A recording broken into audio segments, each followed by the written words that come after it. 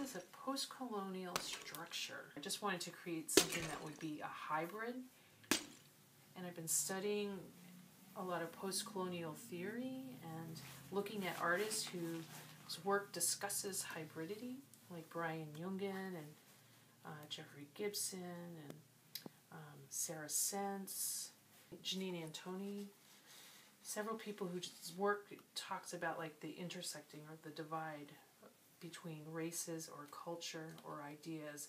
Mostly hybridity right now is, there's an influence out there that has been focusing on indigenous hybridity, like people who are between these worlds of culture or heritage loss. So I've been looking and trying to figure out how to say that within my own work. And it's been started out with my learning ancestral techniques. Like I learned how to make quail pots, which I had never done before, and I focused like my last year and a half on really perfecting quail pots. And then I also learned how to tan hides traditionally. And I've been learning my native languages, which are Ojibwa and Lakota, for, I don't know, probably 6 or 8 years for Lakota, probably almost 10 years for Ojibwa. And you start realizing when you learn these ancient practices, they're really connected to everything you do, and it's actually connecting you back to culture, back to the land. So in wanting to make something that was a hybrid, I went through a lot of different stages, but we were tanning hides all fall, my husband and I, and in coming to a conclusion of something I could make with the hides, this like home or structure that was movable, similar to a teepee used to be and is still, but something more contemporary. Also bridging my background of having a grandfather that started a sporting goods retailer in 1937. I grew up backpacking and camping in tents, so it was made perfect sense that I would incorporate two worlds between like the teepee and the tent. The teepee is ancient. I only have experience with teepees, setting them up when I went to language immersion at Turtle Mountain with family. I learned how to like construct one, put it together, and you can't do it by yourself. It takes about 9 or 10 people. Women traditionally were the ones that set up the structure. So I had all these things in mind. The tent just sort of came together.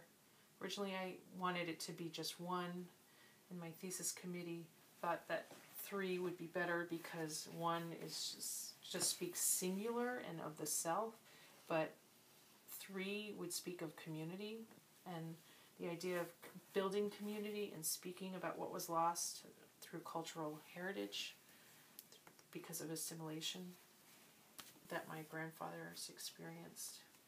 I thought that the crossing over between these two, like the contemporary tent, adding the hides, that would speak of ancient structures. I chose to use a tent that was already manufactured to put the hides over, to talk about where these two worlds come together, but also clashing. Like you wouldn't normally see the heavy hides on the tent. For me, it signifies not only these two worlds, but also my world. They're going to be displayed not right side up in the gallery, but upside down. So there'll be 3 of them, and they'll be in different states of like tumbled up. So they'll all be upside down, so that the top of the tent is on the ground, but they'll be balancing. And then I'm going to have balancing points that connect to the floor, like, but inside the tent, that will be connected to the bottom, that will be sort of indigenous, and they'll be made out of natural gathered materials, and then the sound of the breaking pots.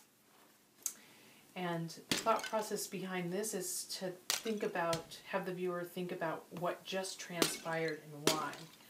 And what's behind all of my work is the fact that my native grandfathers experienced assimilation, in that they were removed from their reservations and taken to boarding schools when they were children, similar to Haskell. So in a way I was sort of recreating something like this, sort of like a traumatic event that of course is in this clean gallery environment, but the sound of the pots breaking and the tents being upside down to signify something has occurred, to think about the government hasn't ever apologized or made up for the fact that they did all this colonialization practices, I guess. But a lot of this post-colonial theory I've been reading over the last 2 years is all about how indigenous people can get their rights back and where our identity is and how things have happened. Pull that one up.